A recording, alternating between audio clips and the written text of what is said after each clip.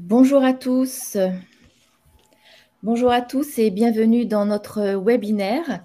Nous sommes enchantés de vous avoir parmi nous aujourd'hui. Alors, l'objectif de cette session est de plonger au cœur d'un enjeu majeur pour tout entrepreneur moderne, qui est l'optimisation de votre impact sur les réseaux sociaux. Durant les 60 minutes à venir, nous allons nous concentrer sur des stratégies éprouvées pour renforcer votre présence en ligne. Et ce webinaire sera interactif, incluant une session de questions-réponses. Nous vous encourageons vivement à poser vos questions via le chat, auxquelles nous répondrons en fin de présentation. Cette session est enregistrée et sera disponible en replay avec le support de présentation. Je suis Karine Bertin, présidente du groupe Evolutine, qui est un centre de formation. Notre formation en stratégie marketing digital a déjà permis à de nombreux entrepreneurs de transformer leur présence en ligne et d'atteindre leurs objectifs de marque. Je suis accompagnée de Marion, notre formatrice experte en stratégie marketing digital. Marion partagera avec vous ses précieuses connaissances et son expérience dans le domaine. Sans plus attendre, je passe la parole à Marion pour commencer notre exploration passionnante du monde du marketing d'influence. Merci beaucoup, Karine. Bonjour à tous. Donc, pour me représenter rapidement, je m'appelle Marion Bressac et je dirige une agence de marketing digital depuis un peu plus de 5 ans. Et en parallèle, je suis formatrice pour le groupe Evolutine notamment et enseignante en école de commerce. Ce qui me permet d'avoir à la fois une casquette d'intervenante, mais aussi de dirigeante et de toujours garder une place dans l'opérationnel, de pouvoir faire évoluer mes formations en fonction. Et je suis également auteure d'un livre sur le marketing digital. Alors aujourd'hui, on va vraiment se concentrer sur le marketing d'influence, qui est une part importante de toute stratégie d'acquisition sur les réseaux sociaux et qui a ses propres règles et ses propres codes qui évoluent très rapidement et qui ont beaucoup évolué au cours de l'année dernière, notamment en France avec énormément de nouvelles lois et réglementations qu'on va pouvoir voir ensemble. Donc déjà, vous pouvez nous dire dans le chat directement, nous mettre des messages pour nous indiquer si vous connaissez le marketing d'influence, si vous en avez déjà fait, ou peut-être quelle opinion vous en avez, parce qu'on sait que c'est un domaine où généralement les avis sont assez tranchés. Donc on est curieux de savoir ce que vous, aujourd'hui, vous en pensez avant ce webinaire. Savoir que le marketing d'influence, aujourd'hui, il joue vraiment un rôle crucial dans la définition et la réussite des stratégies digitales. Notamment quand on vend des produits ou quand on veut toucher un public qui est jeune, l'influence est un passage obligé. Donc on va pouvoir l'étudier dans sa complexité et voir pour qui et pourquoi il est adapté. Mais il est très rare aujourd'hui de trouver une entreprise qui n'inclut pas de marketing d'influence dans sa stratégie. Il y a quelques années encore, c'était une pratique vraiment marginale, le marketing d'influence. On n'en parlait pas peu. C'était un monde qui était très peu professionnalisé. Mais on s'est très vite rendu compte avec l'avènement des réseaux sociaux qu'il y avait très peu d'endroits où on pouvait engager un public de la même manière que sur les réseaux sociaux et qu'il y avait peu de personnes qui pouvaient, comme les influenceurs ou les célébrités, engager des milliers, voire des millions de personnes de manière plus authentique qu'un spot télé ou une publicité radio, par exemple. Donc, quelques chiffres pour que vous puissiez vous rendre compte de la place que prend aujourd'hui le marketing d'influence. 84% des personnes qui évoluent dans le monde du marketing, donc des marketeurs, considèrent que le marketing d'influence est efficace. Il y a une sorte d'authenticité présente chez les influenceurs par rapport à une star ou à une publicité télé. Et 70% des consommateurs, encore en 2023, sont régulièrement, les chiffres sont de 2023, mais ils sont en 2024, sont régulièrement influencés par des recommandations d'influenceurs. C'est-à-dire qu'au moins une fois par mois, ces 70% ont indiqué qu'ils ont fait un achat ou qu'ils ont eu l'intention de faire un achat parce qu'un influenceur en avait parlé. Il y a aussi un retour sur investissement qui est énorme. Aujourd'hui, on le sait, faire une pub télé, faire une pub radio, ça permet d'avoir une portée de plusieurs millions de personnes. Mais on ne sait pas à qui on parle. Quand vous voyez un spot télé, vous savez que les personnes à côté de vous l'ont vu également, elles ne sont pas forcément intéressées par le même produit de la même manière. Les influenceurs, vous allez choisir de les suivre sur les réseaux sociaux. Donc, il y a des chances que vous leur ressembliez ou en tout cas que vous arriviez à vous identifier à eux. Vous allez donc être plus susceptible d'acheter le produit. Vous n'allez pas voir une publicité a priori pour un produit pour lequel vous ne serez jamais intéressé. Et grâce à ça, il y a un retour sur investissement du marketing d'influence qui est 11 fois supérieur à des formes traditionnelles de marketing, même de marketing digital. Donc ça comprend également la publicité sur Internet, le référencement et des outils comme ça. Donc on sait que la publicité digitale a déjà un retour sur investissement supérieur à la publicité traditionnelle. Le marketing d'influence permet d'aller encore au-dessus. Donc même pour les marques qui engagent des sommes très importantes dans l'influence, elles ont généralement un retour sur investissement quasi direct. Il y a un engagement également qui est différent. Vous prenez une même marque qui vous fera une publicité directe, qui vous mettra un bandeau publicitaire ou qui fera cette publicité via un influenceur. Il y aura généralement 8 fois plus d'engagement sur la publicité faite par l'influenceur, même si le contenu est identique.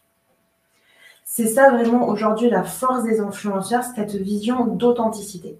Même s'il y a des personnes qui remettent en cause l'authenticité des influenceurs, notamment parce qu'ils se sont professionnalisés, et on peut parfois douter de leur sincérité, mais il n'empêche que pour beaucoup, encore aujourd'hui, les influenceurs sont des personnes fiables, avec une authenticité supérieure à des stars ou des publicités classiques.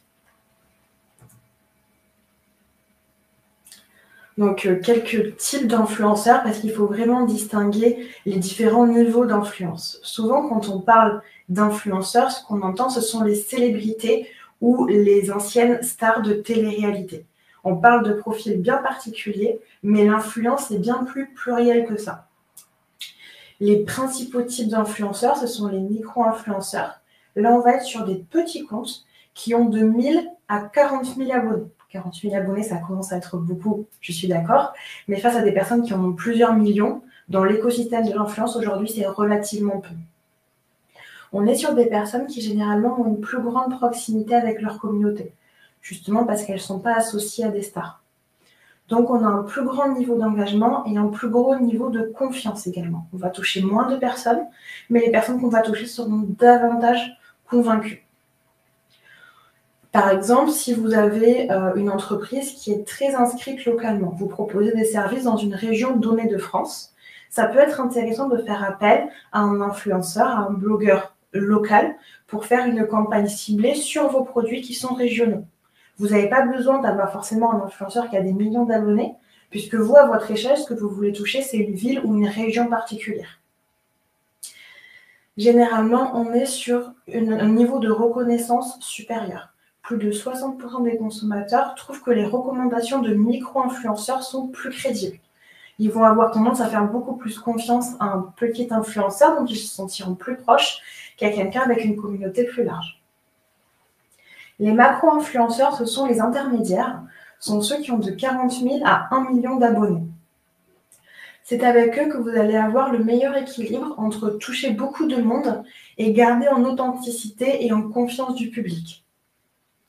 Ça peut être intéressant, notamment quand on lance une marque au niveau national, d'avoir un influenceur plus important pour avoir plus de visibilité et faire très rapidement de la notoriété. C'est aussi qui va différer entre les deux. Est-ce que vous voulez faire de la transformation, de la vente, ou de la notoriété, vous voulez vous faire connaître? Parce que les macro-influenceurs, pour le coup, ils vont générer forcément 22% de plus d'engagement que les micros, parce qu'ils ont une entité supérieure, ils ont plus d'abonnés, donc forcément, ils pourront faire un retour sur investissement supérieur, de manière purement mathématique. Et on arrive ensuite à ceux qu'on visualise le plus facilement en général quand on parle d'influence, ce sont les célébrités et les personnes qui ont plus d'1 million d'abonnés. Elles ne sont pas obligées d'avoir été des célébrités pour autre chose, ce n'est pas forcément des acteurs, des sportifs, des chanteurs, ça peut être des influenceurs qui ne font que ça professionnellement, mais qui à plus d'1 million d'abonnés sont considérés comme des célébrités. C'est le cas par exemple de certains TikTokers, dont certains ont fait par exemple Danse avec les stars, qui est traditionnellement réservé aux personnes qui étaient célèbres pour autre chose que l'influence. Là, on est sur une portée maximum et une visibilité quasi immédiate. À la première story postée par ce type de célébrité, vous avez des centaines de milliers de personnes qui les voient. Donc, on est sur des résultats très forts et très immédiats. Et ça peut être le cas quand on a une campagne avec une star de cinéma pour un produit de luxe, pour une compagnie aérienne, pour une agence de voyage. Ça permet vraiment d'augmenter la notoriété de la marque. Généralement, la notoriété moyenne de la marque augmente de 58% après une seule publication d'une célébrité. En revanche, on a très peu de notions de retour sur investissement sur ce type de campagne d'influence. Là, on va vraiment être sur de la notoriété. Ça va être l'équivalent influence à faire une pub à la télé, par exemple. On veut toucher le plus de monde possible, on veut être connu par le plus de monde possible. On n'a pas forcément une volonté de retour sur investissement immédiat. Donc, le conseil clé vraiment que nous allons avoir pour vous, c'est de choisir les influenceurs qui ont le public qui vous correspond le plus et qui correspond le plus à votre marque. À qui est-ce que vous voulez parler et qui est-ce que ces personnes sont susceptibles de suivre. Peut-être que vous allez avoir une marque qui s'adresse à beaucoup de monde avec des produits très larges, très divers. Dans ce cas-là, une célébrité peut être une bonne idée. Par contre, si vous avez une brasserie locale dans un petit village, il sera beaucoup plus intéressant de collaborer avec un micro-influenceur proche de vous que de mettre des centaines de milliers d'euros dans une célébrité qui peut-être vous permettra un retour sur investissement de 1 ou 2 réservations.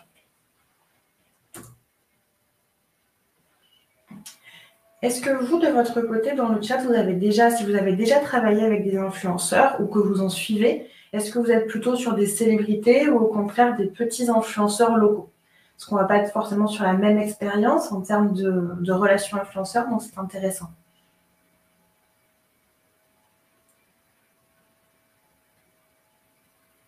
Oh, j'ai un petit message passé. Donc, pour identifier les bons influenceurs, il va y avoir des bonnes pratiques qui vont vous permettre de choisir les influenceurs avec un petit peu plus de visibilité que juste combien ils ont d'abonnés. C'est trop limité aujourd'hui de se dire tel influenceur a tant d'abonnés, donc je veux absolument travailler avec lui. Il va vous falloir aller un petit peu plus loin et avoir des informations sur le sujet.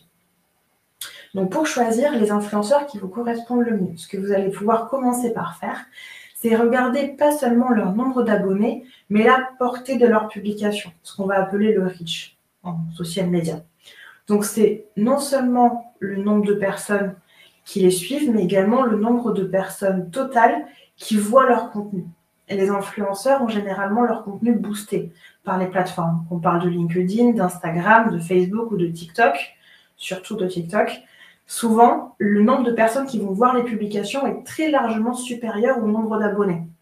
Sur LinkedIn et sur TikTok, c'est vraiment les meilleurs exemples. On peut avoir des publications qui font des millions de vues sur des comptes qui ont très peu d'abonnés au départ ou qui viennent de se lancer. Donc, il faut vraiment regarder les deux. Parce que quelqu'un qui a moins d'abonnés peut avoir une portée de ses posts supérieure à quelqu'un qui a beaucoup d'abonnés mais qui est installé depuis plusieurs années et qui est un petit peu en perte de vitesse. Forcément, plus la portée est grande, plus le potentiel de visibilité est élevé.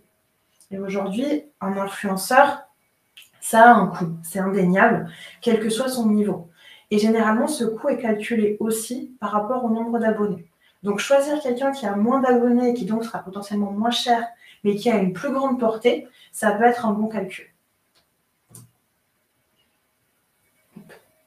Il faut également vérifier, et c'est presque l'indicateur primordial de tout ce que je vais vous présenter, le niveau d'engagement.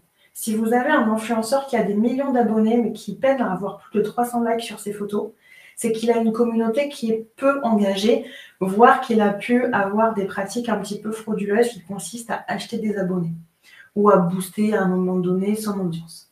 Donc dans ce cas-là, il faut que vous puissiez regarder rapidement le nombre de likes, même si maintenant on peut les masquer. Donc dans ce cas-là, regardez le nombre de commentaires, regardez si c'est des contenus qui sont régulièrement partagés. Et il y a également des outils qui permettent de savoir quel est le taux d'engagement moyen. Des outils qui vont vous le calculer comme HypeAuditor. Vous rentrez le nom du compte de la personne avec laquelle vous souhaitez collaborer et on vous indiquera son taux d'engagement. Et plus ce taux est haut, plus il y aura un intérêt pour vous en termes de génération de ventes par la suite. Il faut simplement prendre en compte qu'une personne qui a 1 million d'abonnés aura forcément un taux d'engagement qui est inférieur à une personne qui en a 2000. Tout simplement parce qu'on perd cette proximité et cette authenticité. Mais vous, ça va avoir ça va avoir une vraie incidence sur votre campagne, tout simplement parce que vous allez travailler avec quelqu'un qui a un public qui est plus impliqué et plus réceptif. Et le dernier point, ça va être de réfléchir à l'authenticité de l'influenceur. Si pour vous, le but est d'avoir une vraie stratégie de vente, de transformation et pas seulement de visibilité, il va falloir bien réfléchir aux valeurs de l'influenceur avec lequel vous vous associez. Parce que vous allez avoir votre marque qui va être impactée par l'image de l'influenceur que vous avez choisi. Si vous choisissez de travailler avec un influenceur qui a eu des polémiques pour X ou Y raison, ça peut ressurgir sur votre marque. Donc soyez vigilants à la qualité et à la sincérité du contenu, mais également à la cohérence avec votre image de marque. Si par exemple vous avez une marque, je vais prendre une situation très cliché pour que ça soit plus parlant, vous avez une marque écologique qui se veut verte, avec de vraies valeurs, de faire attention à la planète, de faire des dons à des associations pour l'écologie, etc. Et vous avez besoin d'énormément de visibilité pour une campagne. Donc, vous allez travailler avec un très gros influenceur. Et si cet influenceur prend l'avion toutes les semaines pour aller au bout du monde, a énormément de vêtements, etc., à une consommation qu'on peut dire ostentatoire, il va y avoir une vraie incohérence entre votre image de marque green, de marque écolo, et cet influenceur qui voyage, qui surconsomme. Donc, le public, cet influenceur-là, ne va pas se reconnaître forcément dans vos valeurs, puisqu'ils ne suivent pas l'influenceur pour des valeurs d'écologie. Et votre public à vous ne va pas comprendre pourquoi vous vous associez avec de telles personnes. Donc, ce sera une opération complètement perdante pour les deux parties. Donc, soyez vraiment vigilants à ça. C'est essentiel pour la crédibilité de vos campagnes, mais aussi la crédibilité de votre marque. Et c'est vraiment, pour résumer, l'équilibre entre ces trois éléments qui va vous permettre de sélectionner des influenceurs qui non seulement atteignent un maximum de personnes, mais le font aussi de manière significative. C'est-à-dire que vous allez avoir un renforcement de la confiance que vos clients ont en vous, et également un meilleur engagement vers votre marque. Donc, c'est-à-dire plus de ventes, plus de visibilité.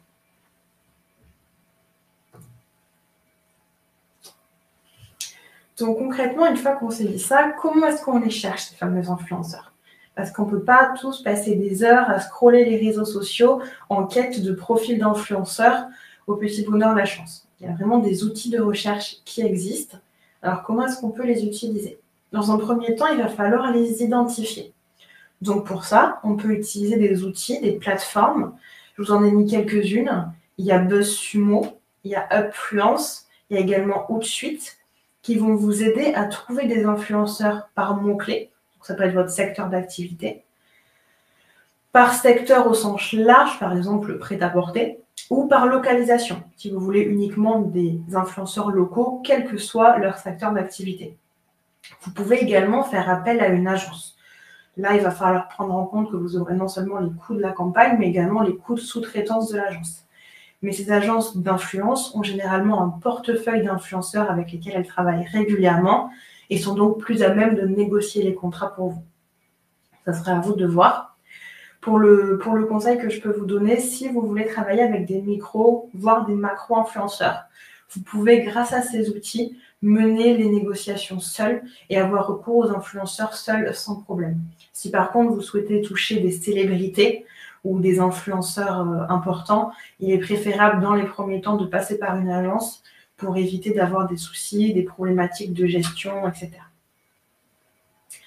Donc pour cet exemple, celui que je vous conseille de classer dans un premier temps, si vous voulez voir comment ça se comporte et ce à quoi ça ressemble, c'est BuzzSumo, tout simplement parce qu'il y a une partie gratuite qui vous permet de filtrer les influenceurs, non seulement par zone géographique, etc., mais également en fonction de leur pertinence et de leur autorité dans un domaine spécifique.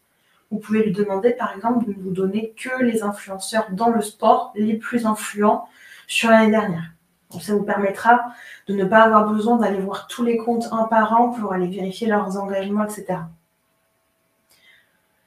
Il va falloir ensuite que vous analysiez les données. Tous les outils que je vous ai cités vont vous donner une analyse détaillée sur la portée, l'engagement et l'audience de ces influenceurs. Est-ce que leur audience est dans la même tranche d'âge que votre cible? Est-ce qu'ils sont dans la même zone géographique? Est-ce qu'ils aiment les mêmes choses? Là, pour le coup, vous allez pouvoir avoir ces informations de manière très très précise sur Upfluence, puisqu'il fournit vraiment des insights très très détaillés. C'est-à-dire que vous allez pouvoir savoir que tel influenceur a en moyenne 50% de son audience composée de femmes qui sont périurbaines et qui habitent davantage à Paris, par exemple. Vous allez vraiment pouvoir avoir ce niveau-là de finesse dans les datas, ce qui va vous permettre à vous de cibler très très précisément les personnes avec lesquelles vous voulez travailler. Hop. Ces outils vont également vous permettre de faire de la gestion de vos campagnes. Pas toutes, mais Outsuite, par exemple, le permet très bien. Ça vous permet d'avoir un vrai suivi de vos campagnes et de planifier des analyses de résultats. Vous allez pouvoir demander à l'outil tous les mois de vous fournir un récap détaillé de l'engagement qu'il y a eu sur les publications de cet influenceur pour parler de vous. Ça vous permet d'avoir des outils tangibles pour pouvoir calculer la rentabilité de l'opération et savoir si ce que vous avez fait a fonctionné ou pas. Et cet outil a l'avantage également de vous permettre de faire facilement du suivi de mentions, donc de savoir qui parle de vous et comment, également de la portée générale de tous les posts qui auront été faits sur vous. Et ce qui va être primordial pour finir et qui est presque un des conseils les plus importants, c'est de calculer votre retour sur investissement. Parce que les campagnes influenceurs, selon le niveau, peuvent coûter très cher. Donc c'est important pour vous de savoir si ça a été rentable et si oui, de combien. Il y a des outils comme Tracker qui ont des outils de calcul de ce retour sur investissement. Vous allez pouvoir leur indiquer combien vous avez payé votre influenceur en moyenne et lui va vous calculer l'impact de l'influenceur sur vos ventes et aussi sur la notoriété de votre marque. Comme ça, vous allez pouvoir savoir de manière très précise que cet influenceur qui vous a coûté 5 000 € vous en a rapporté 15, ou au contraire que cet influenceur qui vous a coûté toujours 5 000 € ne vous a rapporté que 2 000 € et que donc vous avez perdu 3 000 € entre guillemets. Donc il faut que vous ayez conscience que ces outils peuvent avoir un coût en plus de tous ceux qui seront nécessaires pour la campagne. Donc il faut en choisir un qui soit le plus adapté possible à la réalité de votre entreprise et de votre marque. Si vous êtes une petite structure qui a peu de moyens et que vous souhaitez collaborer avec un influenceur de moindre importance que vous avez, par le nombre d'abonnés j'entends, que vous avez déjà préalablement identifié, il n'est peut-être pas utile tout de suite d'avoir recours à des outils payants très chers. Vous pouvez peut-être faire les choses manuellement en allant sur le compte vous-même et en calculant votre retour sur investissement de votre côté. Ça sera à vous de voir ce qui s'adapte le mieux à la réalité du terrain de votre entreprise.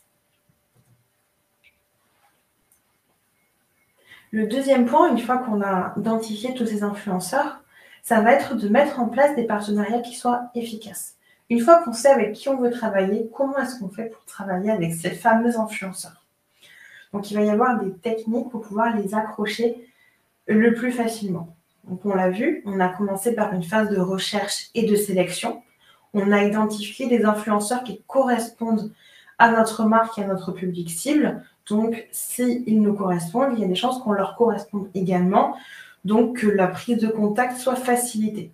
Donc, on utilise les outils qu'on a vus précédemment où on fait une recherche manuelle. Ensuite, on passe au premier contact. Donc, il est essentiel d'avoir une approche personnalisée des influenceurs. Il faut prendre en compte que les influenceurs, surtout les plus importants, reçoivent des centaines, voire des milliers de sollicitations chaque jour. Donc, si votre demande ne tire pas son épingle du jeu, si je puis dire, il y a de fortes chances qu'elle passe à la trappe et que vous n'ayez jamais de réponse. Donc, ça peut être intéressant de les contacter directement via leurs réseaux sociaux pour ceux qui sont micro jusqu'à macro-influenceurs. Si vous visez des célébrités, autant dire qu'ils sont inondés de messages privés, donc vos messages, ils ne les verront jamais. Donc, dans ce cas-là, on privilégiera une approche par mail. Dans tous les cas, on envoie un message qui soit le plus clair et concis possible. Qui est-ce que vous êtes? Qu'est-ce que vous voulez promouvoir? Quel est votre produit, votre service? Et ce que vous leur proposez concrètement et ce que vous attendez d'eux. Donc, il faut que dès les premiers échanges, vous n'êtes pas obligé de parler tout de suite de budget, etc. On va entrer dans une négociation par la suite, mais qu'on puisse savoir qui est votre entreprise, qu'est-ce que vous proposez, pourquoi vous voulez travailler avec eux et qu'est-ce que ça pourrait leur apporter. Vous pouvez tout de suite leur indiquer que vous ne rémunérez pas les influenceurs et que ça sera un portage de cadeaux ou que vous allez lui offrir un service ou au contraire que vous êtes ouvert à la discussion et que vous aimeriez connaître leurs tarifs. Mais dès le début, donnez à minima cette information. Ça évitera que vous receviez un devis à plusieurs milliers d'euros et que ça soit la douche froide parce que vous ne comptiez pas payer l'influenceur et que vous perdiez du temps par la suite en négociation. Donc, on propose le partenariat de manière claire et définie, comme vous le disiez, avec des objectifs et des attentes précises. Si dès le début, vous n'indiquez pas ce dont vous avez besoin, vous ne pourrez pas par la suite reprocher à l'influenceur de ne pas avoir fourni assez de contenu ou de ne pas avoir respecté votre brief. Il faut que dès le début, ça soit très clair. Est-ce que vous voulez une publication? Sur quel réseau vous le voulez? Est-ce que vous voulez des stories? Est-ce que vous voulez des mentions? Il faut vraiment être le plus précis possible. Vient ensuite l'étape de la négociation. Savoir s'il y a rémunération et si oui, de combien. Est-ce que vous allez offrir un cadeau ou un service? Est-ce que c'est un échange de visibilité? Et ce que vous attendez en retour? Il faut être le plus transparent possible et également prendre en compte les retours des influenceurs. Si vous contactez 5 influenceurs et qu'ils vous demandent tous 100 000 € pour le partenariat et que vous ne comptiez en rémunérer aucun, c'est peut-être que vous ne vous adressez pas au bon type d'influenceur. Si au contraire, une personne vous en demande 10 alors que la majorité vous demande 5 000, c'est peut-être que cet influenceur-là a des tarifs qui sont plus hauts que ceux du marché et qu'il peut être intéressant de collaborer plutôt avec d'autres qu'avec lui. Ça sera à vous de voir, mais il faut vraiment que vous arriviez dans cette négociation avec votre chiffre en tête, que vous sachiez au-dessus de quoi vous ne voulez pas monter et que vous ayez un état général en contactant plusieurs influenceurs, même si en bout de course, vous ne voulez travailler qu'avec l'un d'eux. Le fait d'en contacter plusieurs, ça vous permettra d'avoir une vision générale de ce marché-là. Parce que quand on est extérieur au monde de l'influence, ça peut être un petit peu compliqué de se représenter les coûts. On peut avoir des influenceurs qui travaillent gratuitement en échange de visibilité, d'autres qui vont demander des portages de cadeaux et certains qui facturent jusqu'à 15 000 € pour une story. Donc, on est dans des univers très différents. Donc, il faut que vous en ayez conscience et que vous soyez prêts aussi, si vous contactez certains influenceurs très connus, à avoir des demandes de devis qui seront très chères. Une fois que cette négociation est passée, il faut nécessairement formaliser l'accord via un contrat. S'il n'y a pas de contrat écrit et signé par les deux parties, vous ne pourrez exiger aucun rendu de la part de l'influenceur. Vous avez sans doute dû voir passer sur les réseaux sociaux des histoires de petites marques qui ont envoyé énormément de cadeaux à un influenceur et l'influenceur n'a finalement jamais parlé d'eux. Mais s'il n'y a pas de contrat, vous n'avez aucun moyen d'exiger un rendu. Il faut considérer que les influenceurs, dans ce cas-là, sont comme des prestataires de services.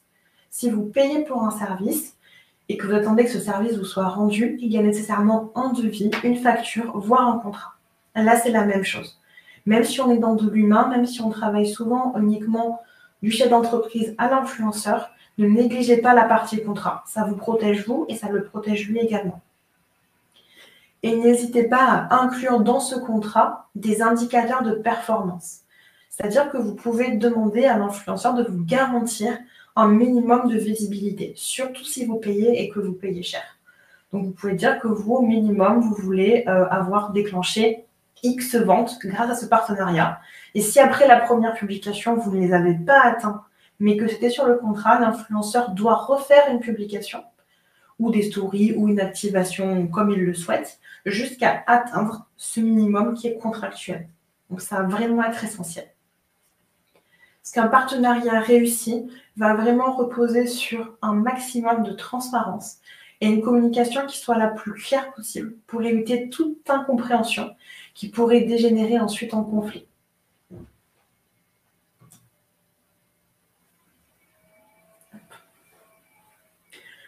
Une fois qu'on a mis en place ce partenariat, qu'on a en tout cas identifié clairement la personne, il va falloir créer un brief. Un brief en marketing ou en création, c'est un guide qui va indiquer clairement à la créatrice ou au créateur de contenu ce que vous souhaitez. Il peut y avoir par exemple les formats. Je veux 3 vidéos qui durent chacune 1 minute 30 avec un fond printanier qui inspire la bienveillance et un code couleur jaune. On peut imaginer ce qu'on veut, mais il va falloir que dans ce brief, vous soyez le plus précis possible. C'est ça qui va engager les deux parties. Donc, dans ce brief, concrètement, qu'est-ce qu'on trouve? On va trouver l'objectif de la campagne. Qu'est-ce que vous voulez avec cette campagne d'influence? Est-ce que vous voulez être plus connu? Est-ce que vous voulez lancer un produit? Est-ce que vous voulez faire des ventes? Par exemple, on pourrait dire, moi, je souhaite augmenter l'engagement sur les réseaux sociaux de ma marque de 20% sur le mois prochain parce que les fêtes de Noël arrivent. et que je souhaite vendre sur cette période. Il faut que clairement vous identifiez ce que vous voulez. Ensuite, le type d'influenceur que vous souhaitez et pourquoi vous les souhaitez. Et également la niche, si niche il y a. Est-ce que vous voulez uniquement des influenceurs sur la mode éco-responsable qui ont un taux d'engagement de plus de 5%? C'est important que les personnes avec qui vous travaillez, y compris les influenceurs eux-mêmes, sachent pourquoi ils ont été ciblés. Et ensuite, on passe à la partie qu'il faut le plus détailler, les directives en termes de contenu. Quelles sont les lignes directrices de ce que vous souhaitez? Est-ce que vous voulez un style particulier, des couleurs particulières, un ton de communication particulier? Est-ce que vous voulez par exemple un influenceur qui est très proche de sa communauté ou quelqu'un au contraire qui va être très sérieux, très professionnel, peut-être un influenceur qui fait de la vulgarisation scientifique ou que sais-je? Ça va vraiment jouer sur l'image perçue de la campagne.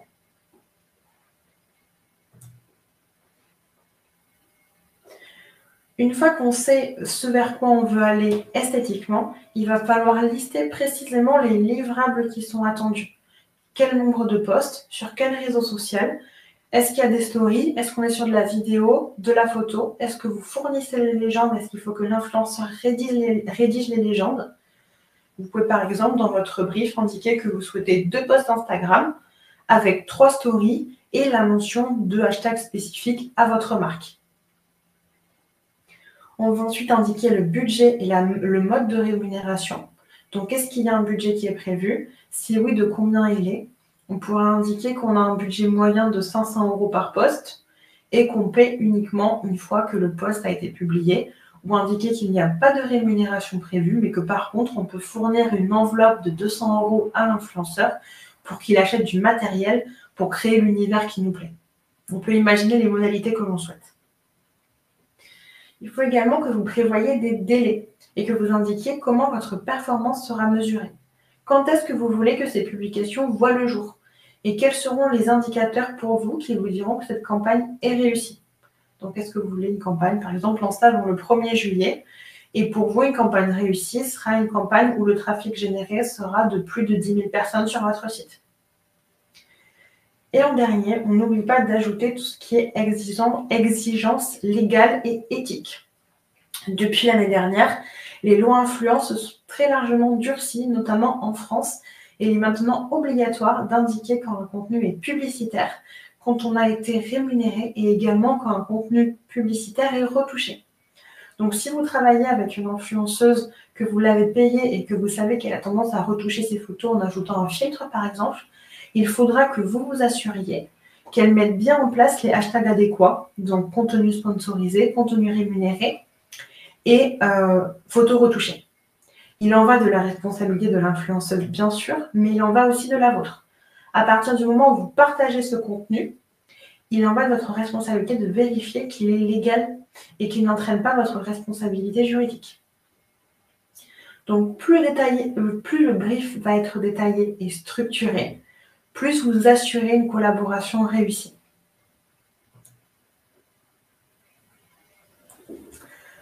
Donc, une fois qu'on s'est dit tout ça, on a choisi nos influenceurs, on les a briefés, on leur a expliqué comment on voulait qu'ils travaillent. Maintenant, il va falloir créer du contenu qui soit adapté pour que la campagne soit la plus impactante possible. Donc, pour ça, vous allez pouvoir guider les influenceurs ou en tout cas, vous assurez-vous qu'ils fassent les choses suivantes. Par exemple, qu'il y ait une vraie compréhension de votre identité de marque. Qu'est-ce qui rend votre marque, votre entreprise, votre service unique? Quelles sont ses valeurs? Quelle est sa mission? Quelle est l'esthétique de votre marque? Il faut également que vous écoutiez votre public. Vous allez vider le public de l'influenceur, certes, mais également le vôtre, à titre perso. Donc, il faut que votre campagne reflète ces valeurs-là. Donc, vous pouvez tout simplement regarder les commentaires que vous recevez, les messages privés, mais aussi, pourquoi pas, faire des enquêtes, des sondages. L'idée, ça va être vraiment d'identifier quelle est la tendance, quelles sont les choses que votre public aime. Par exemple, si vous avez un vêtement, vous vendez des vêtements, est-ce que votre clientèle a un intérêt pour la mode éthique ou pas du tout? Est-ce que c'est vraiment quelque chose qu'il va falloir qu'on mette en avant ou pas forcément? Donc, ça va être à vous aussi de donner cette information à l'influenceur. Parce que même si vous le rémunérez pour de la création de contenu, vous ne pouvez pas lui demander de connaître votre marque sur le bout des doigts. Il va falloir que ce soit vous qui déterminiez ces éléments-là. Ça va également passer par de la veille concurrentielle. Que font vos concurrents en termes de publicité? Que font vos concurrents en termes de relations influenceurs? Qu'est-ce qu'ils font bien et qu'est-ce qu'au contraire ils ont raté? Et comment est-ce que vous pouvez pallier à ça? Par exemple, ils ont fait une campagne sur des vêtements et il y avait très peu de modèles ou alors uniquement de couleurs vertes. Donc vous allez pouvoir lancer une campagne, par exemple, sur un t-shirt disponible en 15 couleurs différentes. Peu importe. Et dans ce cas-là, vous collaborerez avec un influenceur qui est connu pour la mode excentrique. L'idée, c'est de vraiment se servir de l'influence pour se démarquer de la concurrence. Si un de vos concurrents directs a fait une campagne d'influence sur un sujet et que vous arrivez quelques mois plus tard en faisant exactement la même chose, ça vous desservira. Et on peut également, si vous avez des équipes ou même avec vous-même, passer par une petite étape de brainstorming pour essayer de générer des idées. Qu'est-ce qu'on pourrait lancer? Qu'est-ce qu'on voudrait mettre en avant? Et comment est-ce qu'on peut le mettre en avant? En se mettant le moins de limites possible à cette étape, on peut vraiment avoir des idées originales qui émergent. Il est préférable, surtout si vous vous lancez et que vous avez peu de budget, de commencer petit. De lancer de nouvelles idées avec des influenceurs de petite envergure et d'évaluer la réaction du marché.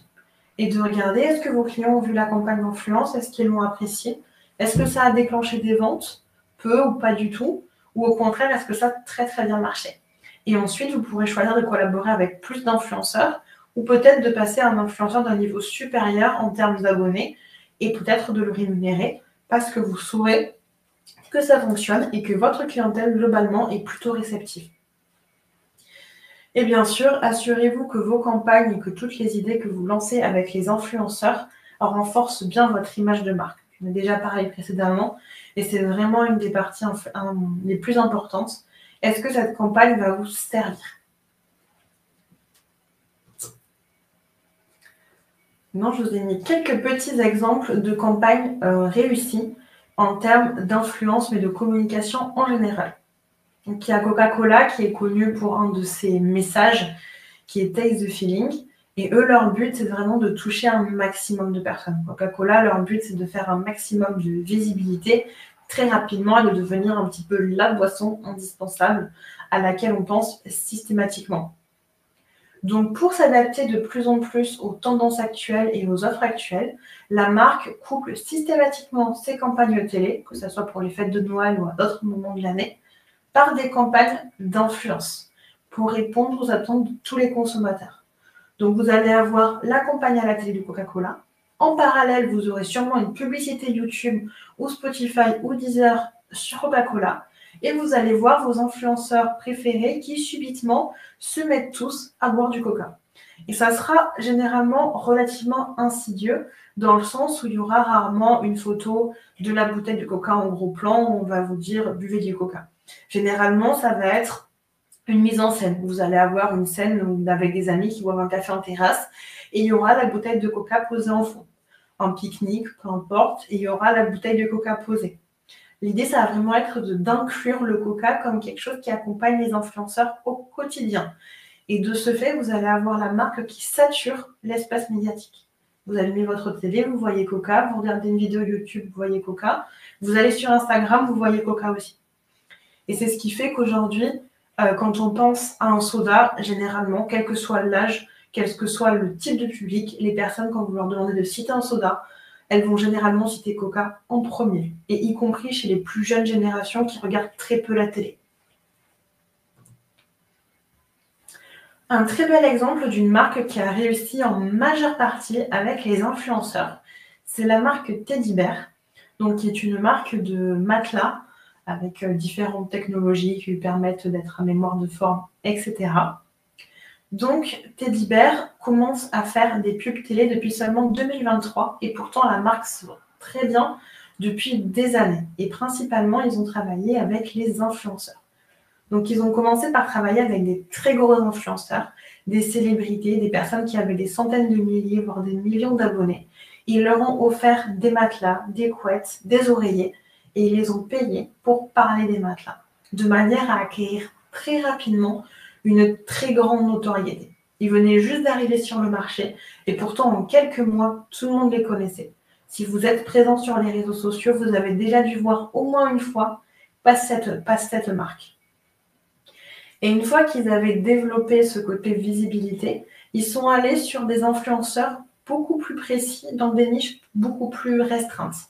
Par exemple, la marque Teddy Bear travaille beaucoup avec les influenceurs et les vidéastes qui font de l'ASMR. L'ASMR, je ne sais pas si ça parle à tout le monde, c'est des petites vidéos où on va entendre des chuchotements et des petits bruits qui sont supposés aider à se détendre ou à s'endormir. Donc pour le coup, on est complètement cohérent avec une marque qui propose des matelas. Donc plutôt que de faire une publicité avec beaucoup de sons, beaucoup d'images ou quelque chose de très flash comme ce qui se fait dans les codes actuels, ils sont allés travailler avec des artistes ASMR pour avoir une publicité et une campagne très calme, avec des voix chuchotées, des couleurs très douces, de la nature. Et ça leur a permis de se démarquer en faisant le pari d'avoir une campagne qui allait à l'encontre de tout ce qui se faisait, qui était très bruyant, très coloré, comme Coca par exemple. Et c'est ce qui leur a permis de valoriser leur image de marque, mais également de se différencier. Et Teddy Bear propose énormément de codes promo également aux influenceurs, ce qui leur permet de pouvoir calculer très facilement leur retour sur investissement, puisqu'ils voient qui utilise quel code promo et donc quelle campagne a le mieux fonctionné. Je vous ai mis quelques petits exemples de photos, par exemple, qui ont été créées par des influenceurs pour parler donc, du canapé convertible ou des oreillers Teddy Bear, par exemple. Et la dernière marque, c'est une marque qui essaye de tirer son épingle du jeu depuis l'année dernière, qui revient très fort en termes de communication. C'est la marque eBay, qui est très connue et qui est très loin d'être récente, mais qui avait énormément perdu en visibilité, notamment en France, en faveur du Bon Coin. Donc, ils ont décidé de faire une campagne massive qui est passée notamment par le Père Léon, qui était supposé être un personnage moderne du Père Noël qui aide les personnes à revendre leurs cadeaux de Noël qui ne leur plaisent pas. Et plutôt que de les vendre sur la marketplace de Facebook ou sur le Bon Coin, il faudrait les vendre sur eBay. Donc pour ça, ils ont misé sur une campagne dite multicanal, c'est-à-dire qu'ils ont été présents aussi bien sur les réseaux sociaux via des mini-films humoristiques que sur le site eBay directement, légèrement à la télé, même si on les a moins vus que d'autres marques, et via des campagnes influenceurs. Donc l'idée, c'est de s'associer à des influenceurs humour principalement, à des TikTokers beaucoup, et de proposer du contenu humoristique autour d'une situation qu'on a un peu tous vécue. On est le soir de Noël et on reçoit un cadeau qui ne nous plaît pas du tout. Et finalement, quelques jours après, on se dit, bon, qu'est-ce qu'on va en faire? Et on peut avoir envie de le vendre. Et ils ont donc misé sur cette situation universelle, ou en tout cas qu'on a tous déjà vécue. Et ils ont proposé aux influenceurs de créer du contenu autour de ça. Et ça a permis à eBay de se faire connaître auprès d'un jeune public, voire d'un très jeune public via TikTok, qui ne connaissait pas ou alors très peu cette marque, voire pour certains qui avaient l'impression qu'elle n'existait plus.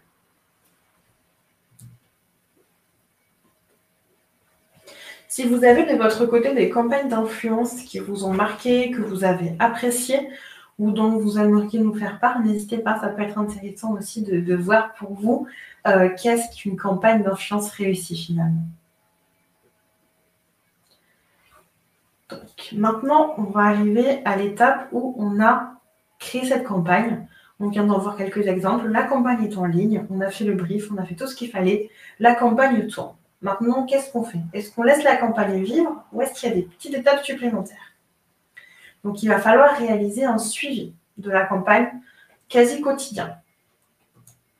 Tout simplement pour recueillir des informations. Donc, est-ce que ça répond à nos objectifs? Nos objectifs, on les a définis précédemment. Donc, est-ce que cette campagne, finalement, elle y répond? Est-ce qu'on touche bien notre public cible? Parce qu'on doit le connaître. Donc, est-ce qu'on lui parle? Est-ce que les critères sont bien respectés? Est-ce que les personnes qui voient la campagne sont bien dans notre cible? Est-ce qu'on est toujours raccord en termes de canaux de communication? Est-ce que Instagram, c'était la meilleure idée pour cette campagne ou est-ce qu'on aurait plutôt dû aller sur TikTok? Est-ce que le budget est bien respecté? On avait donné une enveloppe à l'influenceur. Est-ce que le budget a bien été respecté de manière stratégique? Est-ce qu'on est toujours raccord? Est-ce que c'est toujours réaliste par rapport à nos ambitions? Quels ont été les coûts de production du contenu? Est-ce que finalement, on a dû prendre un monteur en dernière minute parce que l'influenceur, la vidéo ne nous convenait pas? Et est-ce qu'on rentre toujours dans nos coûts? On va pouvoir aussi utiliser des outils de gestion de projet que je vous invite à aller voir puisque les 3 disposent d'une version gratuite comme Asana, Trello ou Notion pour suivre l'avancement de la campagne au quotidien. Est-ce qu'il y a beaucoup de likes? Est-ce qu'il y a beaucoup de partages? Est-ce qu'il y a beaucoup de commentaires? Finalement, qu'est-ce qui se passe sur cette campagne?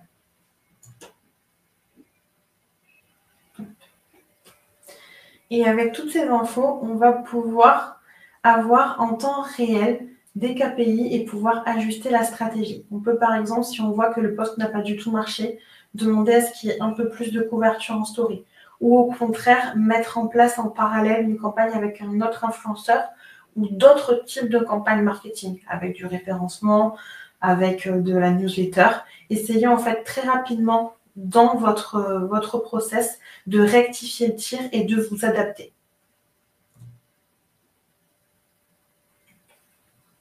Donc on arrive sur les dernières slides de ce PowerPoint.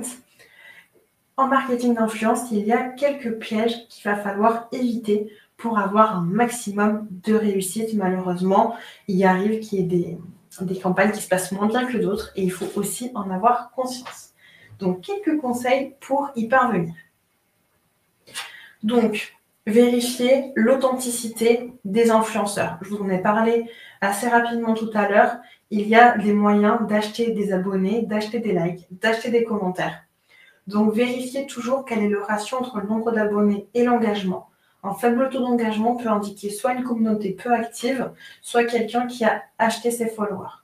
Donc, essayez d'examiner l'historique du compte et de détecter les choses qui vous paraissent un peu suspicieuses pour éviter de donner beaucoup de crédit et donc beaucoup d'argent à un influenceur qui finalement n'est pas si influent que ça. J'en ai parlé également, on favorise au maximum la transparence pour avoir des accords de partenariat qui soient clairs et qui indiquent clairement vos attentes pour, en cas de problème, avoir tous les éléments pour pouvoir éventuellement vous retourner contre l'influenceur concerné. Tout de suite, on identifie également les bons outils de vérification. Est-ce que vous allez faire de la veille manuelle? Est-ce que vous allez mettre en place des outils? Si vous optez pour la version outils, mettez-les en place un petit peu avant de lancer la campagne, de manière à ne pas vous retrouver embêté si vous rencontrez un bug technique ou que vous vous rendez compte que vous ne maîtrisez pas totalement toutes les options de l'outil que vous avez choisi. On essaye au maximum également de construire des relations sur le long terme. Si vous avez un influenceur qui est fiable, qui vous aide à renforcer la crédibilité de votre marque, l'idéal est de travailler avec lui sur le long terme, de manière à créer une récurrence et donc qui va être gage de confiance. On écoute également les retours de son audience et de ses abonnés. Si vous avez choisi de travailler avec un influenceur que vous adorez, mais que votre communauté est très peu réceptive, ou en tout cas émet des doutes et qu'en majorité, il désapprouve ce partenariat, il sera peut-être utile de le remettre en question. Parce que si vous perdez vos clients, même si vous arrivez à acquérir grâce à l'influence de nouveaux abonnés, mais que vous en perdez en même temps, vous allez vous retrouver à avoir une opération blanche, donc vous n'allez rien gagner de plus que ce que finalement vous avez perdu. L'idée, c'est vraiment de prendre les préoccupations de vos fans, de vos clients au sérieux pour éviter d'écorner durablement votre image de marque. Et on se méfie également des offres trop belles pour être vraies. Si un influenceur vous assure que vous allez faire 20 000 € de vente et que ça vous coûtera seulement 1 500 €, quand on sait que l'influence est un des pôles de plus grosses dépenses en marketing digital, ça peut être signe qu'il y a des méthodes douteuses qui sont utilisées, soit pour gonfler artificiellement l'engagement, ce qui lui permettra de vous garantir un engagement supérieur, soit que peut-être il y a effectivement des pratiques qui sont douteuses. Ça peut arriver que certains soient moins chers que le marché, mais globalement, les influenceurs qui vous font des grosses promesses de retour sur investissement savent quelle est leur valeur et donc facturent assez cher. Donc on se méfie aussi de ça, même si ça peut être très tentant, je le conçois. Et dernière slide pour terminer, quelles sont aujourd'hui les tendances et l'avenir du marketing d'influence en 2024, tout début 2024. Donc, la première, ça va être l'adaptabilité au réseau et à leurs nouvelles fonctionnalités, notamment avec le début des abonnements payants. On propose sur certains réseaux des abonnements premium pour avoir accès à certaines fonctionnalités ou des diffusions en temps réel. Il y a les canaux qui sont arrivés sur Instagram et qui permettent aux influenceurs de communiquer en direct avec leur communauté. Et Instagram est une plateforme qui évolue très très vite. Donc l'intérêt pour vous, ça va être de vous y adapter, mais également de viser des influenceurs qui s'y adaptent aussi. Ça peut être par exemple une bonne idée pour votre marque, si votre cible y est, de s'intéresser à TikTok, où les influenceurs sont un petit peu moins organisés en termes de professionnalisme que sur Instagram, en tout cas pour le moment. Donc on peut avoir des campagnes qui coûtent moins cher pour une visibilité importante. Il y a également l'intelligence artificielle. Vous en entendez parler souvent. Elle est partout et elle joue également un rôle important dans le marketing d'influence. Parce que vous pouvez avoir des influenceurs qui génèrent leur légende avec l'intelligence artificielle, qui créent des vidéos et des photos avec l'intelligence artificielle. Donc ça va être à prendre en compte aussi pour vous. Et l'intelligence artificielle peut également vous aider à analyser. Vous pouvez lui envoyer les résultats d'une publication et lui demander d'analyser les résultats. Ça vous permettra par exemple de vous passer dans des outils payants que je vous ai présentés. Aujourd'hui, l'influence va être de plus en plus sans barrière géographique. Les réseaux sociaux sont venus lisser les tendances et on a aujourd'hui des tendances qui sont présentes à la fois aux États-Unis, au Japon, en Afrique et en Europe, en France. On a vraiment une uniformisation. Avant, on pouvait avoir l'impression qu'on avait un petit peu un temps de retard en Europe, que les tendances se développaient aux États-Unis, puis qu'elles arrivaient chez nous par le biais de la télé, des séries, du cinéma. Maintenant, il y a une telle uniformisation qu'il n'y a plus vraiment de barrière géographique. Si vous pouvez très bien, grâce aux réseaux sociaux, vendre un produit à l'international. Je pense par exemple à Instagram et TikTok, où on peut très facilement suivre des influenceurs étrangers. Le marketing d'influence est de plus en plus également un outil de recrutement. Il y a beaucoup de RH, de DRH qui percent sur les réseaux sociaux et qui ont des contenus qui fonctionnent très bien. La marque de magasin Camailleux, qui a été rachetée par Célio, est passée par l'influenceuse Lena Situation pour recruter son ou sa future chargée de marketing digital. On parle d'un poste clé dans une entreprise en reconstruction et plutôt que de passer par Indeed ou par n'importe quel site de ce type, ils sont passés par Lena Situation, une influenceuse d'une vingtaine d'années. On va avoir également des créateurs qui vont de plus en plus être ultra ciblés, ultra spécifiques. Il y a quelques temps, c'était entre guillemets plus facile de tirer son épingle du jeu sur les réseaux sociaux puisqu'il y avait moins d'influenceurs. Aujourd'hui, où il y en a énormément et où devenir influenceur, c'est un petit peu le nouveau devenir chanteur d'il y a quelques années, pour tirer leur épingle du jeu, ils vont devoir se spécialiser et être ultra précis dans une approche, dans un domaine d'activité. Donc ça peut être très intéressant pour vous en tant qu'annonceur parce que vous allez pouvoir travailler avec des personnes qui sont spécialement dans votre niche. Et l'idée, ça va être de continuer aussi à explorer les nouveaux formats que sont les réseaux sociaux en les associant à des médias plus traditionnels et pour avoir vraiment une communication à l'image de Coca-Cola qui est dite cross-canal, c'est-à-dire qui est présente sur plusieurs médias, qu'ils soient digitaux ou pas, en même temps. Donc, pour conclure, le marketing d'influence, c'est vraiment une stratégie qui est dynamique et qui est en constante évolution. Elle est aujourd'hui indispensable dans un paysage numérique qui évolue lui aussi et qui repose principalement sur l'authenticité. Il y a une vraie recherche d'authenticité et le marketing d'influence y répond très bien.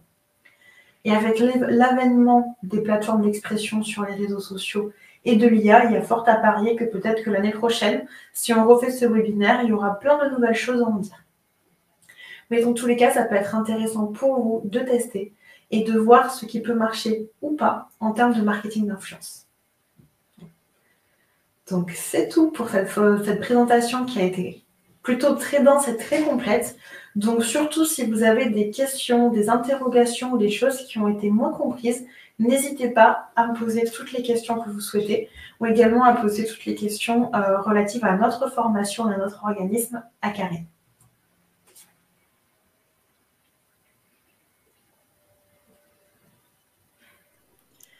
Alors, on va démarrer avec les questions. Et j'ai une première question.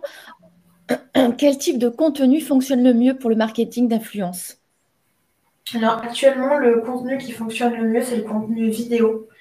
On a été sur de la vidéo très courte, de l'ordre de 30 secondes pendant toute l'année 2023-2022. Aujourd'hui, on commence à être sur des vidéos un petit peu plus longues, qui sont autour d'1 minute, 1 minute 30. Et c'est vraiment aujourd'hui le contenu qui génère le plus d'interactions et qui est le plus apprécié par les publics, quel que soit leur âge. Parfait. Donc une autre question, comment identifier les influenceurs les plus adaptés à sa marque? Alors, pour ça, il va falloir que vous réfléchissiez à ceux qui partagent d'une part vos valeurs. Donc, est-ce que si vous avez, je reprends la marque de prêt-à-porter parce que c'est le plus évident, si vous avez une marque de prêt-à-porter, vous allez davantage cibler des influenceurs qui parlent régulièrement de vêtements, qui se prennent en photo dans leur quotidien, dans leur style. Et si vous êtes une marque qui se veut accessible et faite pour tous, vous allez davantage cibler des influenceurs de moindre importance que des influenceurs qui gagnent des milliers d'euros et qui voyagent en jet, etc. Il faut qu'il y ait une vraie cohérence entre votre image de marque ou l'image que vous voulez avoir si vous ne l'avez pas encore et les influenceurs que vous choisissez. Et le dernier point, ça sera forcément une question de coût. Si vous n'avez pas de budget pour votre campagne d'influence, restez sur des influenceurs qui ont un nombre raisonné et raisonnable d'abonnés. Et dernière question, donc on parlait de rétribution des influenceurs sous forme de cadeaux. Quelle est la limite légale relative à la corruption? Alors justement, jusqu'à présent, il y avait un vrai flou juridique en France sur le portage, donc l'échange de cadeaux. Et aujourd'hui, ça a été encadré. En tout cas, c'est le cas en France. Les influenceurs qui reçoivent des cadeaux doivent en déclarer la valeur marchande comme étant un salaire. On vous envoie une paire de chaussures qui coûte 45 € en magasin et dont le coût de conception est de 35 €. L'influenceur doit déclarer 35 € comme étant un salaire. Et le contenu qu'il va créer sera donc considéré comme publicitaire. Donc, il n'y a plus de possibilité de dire j'ai reçu un cadeau, je l'ai aimé, je vous en parle, mais je ne suis pas vraiment payée, c'est pas vraiment de la pub. Ça, aujourd'hui, c'est plus possible. Donc, s'il y a un envoi de cadeau, c'est considéré comme une rétribution financière et donc comme de la publicité sponsorisée, de la publicité achetée. Donc, on n'a plus cette possibilité d'envoyer juste des cadeaux qui pourraient justement être affiliés à la corruption, comme vous l'évoquez. Aujourd'hui, en France, c'est plus possible. Merci Marie. C'était très très complet au niveau des explications sur le marketing d'influence. On va terminer le webinaire. Il nous reste quelques minutes, 2 petites minutes. Eh bien, merci d'avoir participé à ce webinaire. Et pour cela, on a le plaisir de vous offrir cet e-book, La révolution digitale, propulser votre entreprise vers le futur grâce aux réseaux sociaux. C'est ce qui vous permettra d'aller un peu plus en profondeur concernant le marketing digital et les bénéfices pour le développement de votre entreprise. Donc, cet e-book sera accessible via le support PDF. Donc, vous pourrez cliquer sur le petit bouton télécharger l'e-book ou alors dans les ressources aussi, vous avez un petit bouton télécharger l'e-book. Il nous reste une petite minute si vous avez une dernière question. Sinon, on va terminer ici. Et pour nous contacter, pareil, vous avez sur le support toutes nos coordonnées, mail, téléphone et notre site internet où vous aurez accès donc, à tous nos prestations, nos services. Donc, on n'a plus de questions, Marion. Donc, merci pour ce webinaire très enrichissant. Merci beaucoup. Merci à vous. Merci à tout le monde d'avoir participé à ce webinaire. Et eh bien, on serait vraiment ravis de pouvoir continuer avec vous et de vous entendre. N'hésitez pas à prendre rendez-vous si vous avez besoin d'informations complémentaires. Vous avez également la possibilité de prendre rendez-vous sur notre site internet directement via notre agenda en ligne. Merci à tout le monde. Bonne journée, à bientôt. Au revoir. Merci beaucoup à tous, au revoir.